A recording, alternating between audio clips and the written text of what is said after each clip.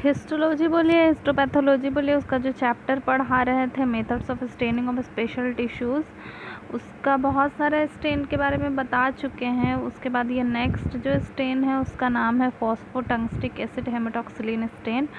तो ये स्टेन के बारे में आज बताने जा रहे हैं, जिसका एम क्या होता है। तो इसका एम होता है मसल क्रॉस स्ट्रिएशन फिब्रिन और ग्लायल फाइबर्स को टिश्यू में डेमोन्स्ट्रेट करना, देखना।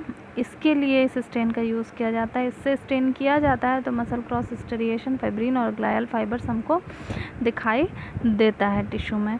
और इसमें फॉस्फोटंगस्टिक एसिड हेमेटॉक्सिलिन स्टेन इसलिए है क्योंकि इसमें हेमेटॉक्सिलिन और फॉस्फोटंगस्टिक एसिड दोनों को मिक्स करके ये स्टेन बनाया गया। तो ये हो गया एम, क्या देखने के लिए यूज़ होता है। उसके बाद आ जाएगी प्रिंसिपल पे। तो प्रिंसिपल में ये दिया हुआ है कि phosphotungstic acid all the available hematein to form, मतलब कि इसके साथ मिक्स होकर के क्या बना देता है, ये ब्लू लेक पिगमेंट बना देता है। और यही ब्लू लेक पिगमेंट जो है वो स्टेन कर देता है मसल क्रॉस स्ट्रिएशन फिब्रिन और न्यूक्लियाई को। और बाकी का जो फॉस्फोटंगस्टिन एसिड होता है वो रेड ब्राउन कलर का स्टेन करता है। किसको स्टेन करता है, तो कोलेजन को स्टेन करता है। अब आ जाते हैं इसके रिएजेंट के बारे में। तो रिएजेंट हमको क्या क्या चाहिए होता है, तो यहाँ दिया हुआ है मेटॉक्सिलिन चाहिए होता है, फॉस्फोटंगस्टिक एसिड चाहिए होता है और डिस्टिल वाटर 1000 ml हो गया। तो ये ये जो फॉस्फोटंगस्टिक एसिड हेमेटॉक्सिलिन स्टेन बनाना है उसके लिए हो गया। इसके अलावा जो है यहाँ पे हमको पोटेशियम परमैंगनेट चाहिए होता है, ऑक्जेलिक एसिड चाहिए होता है, ये भी हमको स्टेन चाहिए होता है। ये पूरा प्रोसेस, पूरा मेथड के लिए। और यहाँ पे पोटेशियम परमैंगनेट में कितना पोटेशियम परमैंगनेट होता है, डिस्टिल वाटर कितना होता है वो दिया हुआ है। 5% ऑक्जेलिक एसिड में कितना ऑक्जेलिक एसिड और कितना डिस्टिल वाटर होता है वो दिया हुआ है। तो ये जो सॉल्यूशन होता है आप अपने से भी बना सकते हैं, लेकिन ये मार्केट में बनाया इस तरह से मिलता है, वो भी आप लेकर के काम करते हैं, बल्कि ज़्यादातर यही किया जाता है। अब फॉस्फोटंगस्टिक एसिड हेमेटॉक्सिलिन जो सॉल्यूशन है वो कैसे बनाया जाता है उसके लिए दिया हुआ है। तो क्या दिया हुआ है कि dissolve the solid ingredient in separate portion of water. अलग अलग वाटर में जो है पहले 1 ग्राम और 20 ग्राम दोनों को मिला लेना है। और the hematoxylin with 8 to gentle heat, हल्का सा हेमेटॉक्सिलिन को क्या करना है, हीट भी करना है। और जब ठंडा हो जाए तो क्या करना है, मिक्स कर देना है दोनों को। और मिक्स करने के बाद जो है बोल रहा है कि टू राइपन और add 177 gram of potassium permanganate for immediate use. इसको राइपन होने के लिए छोड़ना होता है। राइपन होने के लिए छोड़ने का मतलब है 24 घंटा के लिए, 32 घंटा के लिए, 48 घंटे के लिए छोड़ दीजिए ताकि वो अच्छे से बन जाए। और अगर तुरंत यूज़ करना है तो फिर उसमें 177 ग्राम पोटेशियम परमैंगनेट यूज़ करके इमीडिएट यूज़ कर सकते हैं।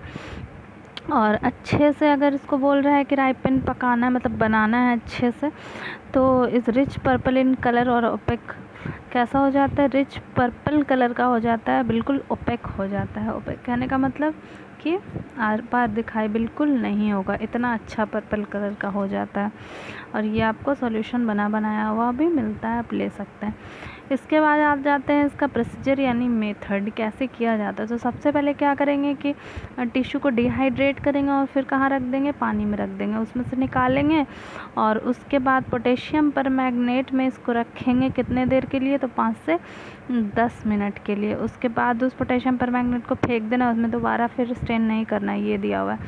फिर उसके बाद 5-10 मिनट रखा, उसके बाद निकाला, फिर उसको अच्छे से वॉश कर लेंगे वाटर में। उसके बाद फिर क्या करेंगे कि ऑक्जेलिक एसिड में 5 मिनट के लिए डालेंगे। तब तक ऑक्जेलिक एसिड 5 मिनट के लिए डालिए, कलरलेस हो गया तो ठीक है, नहीं हुआ तो तब तक रखिए जब तक कि वो कलरलेस नहीं हो जाए। उसके बाद फिर उसको डिस्टिल वाटर में वॉश कर लेंगे और फिर उसको 12 से 24 घंटे के लिए किस में रख देंगे, पोटेशियम परमैंगनेट फॉस्फोटंगस्टिक एसिड हेमेटॉक्सिलिन वाले सॉल्यूशन में रखेंगे। उसके बाद फिर वहाँ से निकालेंगे और निकाल करके उसको 95% अल्कोहल में रखेंगे, फिर एब्सोल्यूट अल्कोहल में रखेंगे। 2-2, 3-3 मिनट के लिए रख सकते हैं 95% अल्कोहल से एब्सोल्यूट अल्कोहल। एब्सोल्यूट अल्कोहल किसको बोला जाता है, तो 100% अल्कोहल को बोला जाता है। वहाँ से निकालने के बाद उसको डिहाइड्रेट कर देंगे वापस से, फिर क्लियर कर लेंगे साइलिन में और फिर माउंट कर देंगे DPX में। अब यहाँ पे जो डिहाइड्रेट करने की बात की जा रही है, तो डिहाइड्रेट करने का मतलब आप लोग को पता है कि वाटर मॉलिक्यूल निकालना। तो ये रहा आपका टिश्यू और ये टिश्यू में वैक्स लगा हुआ है, इसीलिए पहले इसको डिहाइड्रेट कर लिया जाता है ताकि पूरा अच्छे से इसका वाटर मॉलिक्यूल निकल जाता है और इसका वैक्स भी निकल जाता है। ये वैक्स कैसे लगा हुआ है तो पीछे वाला सब वीडियो जा करके आप देख सकते हैं कि कैसे कैसे पहले टिश्यू को तैयार किया गया था।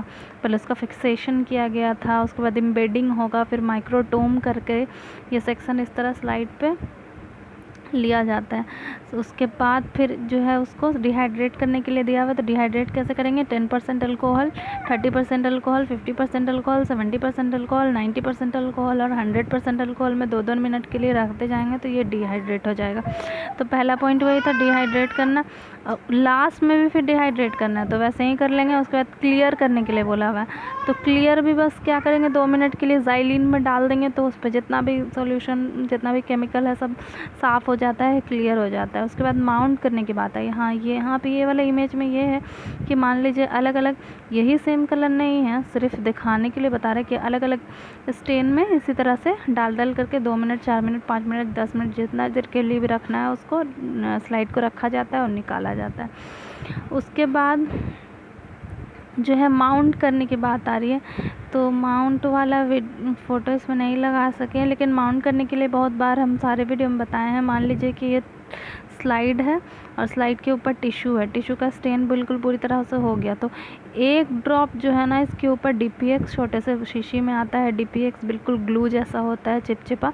एक ड्रॉप इसके ऊपर DPX डाल दीजिए और फिर उसके ऊपर कवर स्लिप से उसको ढक देना है। तो यही प्रोसेस जो है आपका क्या हो जाता है, माउंट कहला जाता है।